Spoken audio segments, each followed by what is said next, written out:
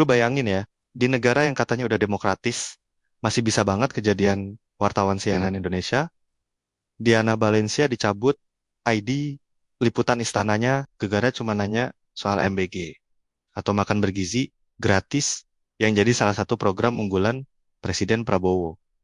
Ini bukan asumsi gue doang, tapi beneran. Dikutip dari CNN, juga ditulis sama Tirto ID. Diana ditarik kartunya sama Biro Pers Istana dengan alasan pertanyaan dia dianggap di luar konteks agenda presiden. Padahal kalau lu pikir jernih, harusnya itu momen emas buat Prabowo. Baru aja balik dari New York, rapat PBB. Terus ditanya MBG, kalau dia jawab singkat kayak, iya, gue bakal panggil kepala programnya, rakyat bakal lihat, wah, di tengah sibuknya di luar negeri, dia masih mikirin MBG juga. Itu kan citra bagus banget buat presiden. Tapi yang ada malah diputar balik jadi drama.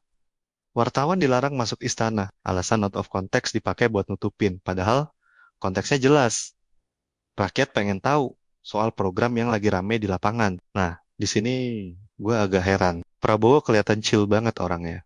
Santai, jawab pertanyaan, tapi orang-orang di sekitarnya justru yang heboh. Kayak lebih baperan daripada presidennya sendiri. Dan ini yang bahaya, karena kalau circle di sekitar presiden udah mulai jadi filter yang kelewat protektif, presiden bisa jadi nggak dapat informasi real, malah cuma suguhan laporan yang udah disaring. Disclaimer dulu, biar jelas, ini bukan soal gue benci atau anti, bukan haters. Gue cuma ngajak introspeksi, ngajak mikir bareng, bahwa pola kayak gini bisa jadi bumerang buat pemerintah. Bukan cuma soal nama baik, tapi soal kepercayaan rakyat. Sekarang gini, dalam teori komunikasi politik, yang bikin rakyat percaya itu transparansi, bukan pencitraan kosong. Kalau ada masalah, hadapi. Kalau ada kritik, jawab. Rakyat bakal lebih respect kalau lihat pemimpin yang berani ngomong jujur. Justru kalau pertanyaan dibungkam, publik bakal mikir, ada apa nih yang ditutup-tutupin? Dan masalahnya nggak berhenti di kasus wartawan CNN ini doang. Coba lihat beberapa menteri yang udah bikin rakyat geling-geling kepala. Contoh paling gampang, Bahlil Lahadalia. Beberapa bulan lalu dia bikin aturan LPG 3 kilo harus pakai KTP dan cuma bisa dibeli di pangkalan resmi. Dampaknya antrian panjang, emak-emak harus rebutan. Bahkan dikutip dari jurnal Patrolinus, ada yang sampai meninggal gara-gara kelelahan antre. Serius bro, ini konyol banget. Akhirnya aturan itu dicabut setelah rem-rem dikritik. Bayangin kalau nggak ada protes publik, bisa aja aturan absurd tuh masih jalan. Belum lagi soal SPBU disuruh jual kopi. Karena penjualan BBM swasta dibatasin pakai skema B2B sama Pertamina. Banyak pihak bilang ini bisa bikin monopoli, merugikan swasta, dan ujung-ujungnya konsumen yang rugi. Dalam teori ekonomi, pasar monopoli itu selalu berakhir nyiksa rakyat. Tapi ya, keluar juga dari mulut menteri. Ada juga isu tambang di Raja Ampat. Bahlil lagi yang disorot. Karena ada izin tambang yang keluar di kawasan konservasi. Raja Ampat, bro. Salah satu paru-paru dunia dan destinasi wisata alam kelas internasional. Gimana bisa tega ngeluarin izin tambang di situ? Walaupun akhirnya ditarik, tapi kesannya pemerintah main gaspol dulu, urusan ambyar belakangan. Dan bukan cuma dia, ada Menteri Perdagangan yang waktu harga beras naik, malah bilang, jangan panik. Ada juga pejabat lain yang nyuruh rakyat hemat, kurangi konsumsi barang tertentu.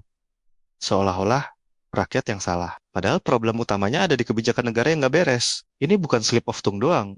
Ini pola komunikasi yang nunjukin disconnect antara elit dan rakyat. Kalau lo hubungin ke teori ekonomi, jelas banget kebijakan yang nggak based on kajian akademis bakal ganggu stabilitas makro. Subsidi energi yang nggak jelas bikin defisit makin berat. Rakyat kecil yang harusnya dapat subsidi malah makin susah dapat akses. Secara psikologi organisasi, gue juga bisa ngerti kenapa lingkaran kekuasaan bisa kayak gini. Biasanya orang-orang di sekitar pemimpin pengen jaga image. Akhirnya semua berita buruk disaring, semua kritik diblok, wartawan dimatiin aksesnya. Efeknya, presiden terisolasi dari realita lapangan. Dan ini berbahaya banget. Dalam psikologi politik, ada istilah groupthink, kondisi di mana semua orang di dalam lingkaran kekuasaan setuju aja sama narasi resmi. Gak ada yang berani beda pendapat. Hasilnya, kebijakan ngawur. Karena nggak ada yang berani ngingetin kalau itu salah. Dari sudut pandang sosiologi kekuasaan, fenomena ini bisa terjadi karena Prabowo datang dari latar belakang militer dan budaya hierarkis yang kuat. Di lingkungan seperti itu, bawahan seringkali memilih patuh total dan menghindari konfrontasi. Akibatnya, muncul budaya takut. Takut salah, takut disalahkan, takut bikin presiden kecewa. Ini beda dengan gaya SBY, Jokowi, atau Megawati yang punya lingkaran sipil dan teknokrat lebih dominan. Sehingga komunikasi ke publik lebih longgar dan kritik lebih sering ditoleransi. Secara psikologis, circle di sekitar Prabowo mungkin merasa tugas mereka adalah melindungi, bukan menginformasikan. Mereka melihat kritik sebagai ancaman, bukan masukan. Dan disitulah letak masalahnya. Karena pemimpin butuh masukan yang jujur, bukan praise team yang cuma ngasih kabar bagus. Jadi menurut gua, circle Prabowo harusnya biarin presiden tahu apa adanya. Jangan dibungkusin pakai laporan manis, biar beliau ngerti kondisi real. Negeri ini lagi nggak baik-baik aja. Rakyat lagi struggling, inflasi tinggi, harga pangan belum stabil, utang negara nambah, global lagi resesi, perang dagang makin gila. Di tengah kondisi itu, kalau ruang kritik malah dibungkam, makin parah aja. Buat publik juga, jangan diem. Jangan mikir, suara kita nggak ada gunanya. Lihat kasus LPG 3 kilo. Kalau rakyat nggak ribut, mungkin sampai sekarang aturan itu masih nyiksa emek-emek di pangkalan. Protes publik bikin kebijakan direvisi. Itu bukti kalau suara rakyat masih bisa punya impact. Pesan gue simple, jangan terlalu baper. Jangan gampang bungkam wartawan. Jangan sok-sokan jaga citra perfect. Biarin aja presiden jawab, biarin kritik keluar, biarin transparansi jalan. Karena dengan begitu, legitimasi justru makin kuat. Kalau enggak, siap-siap aja rakyat makin males percaya. Dan kalau trust udah hilang, bro. Segala pencitraan cuma bakal jadi bahan meme di Twitter doang.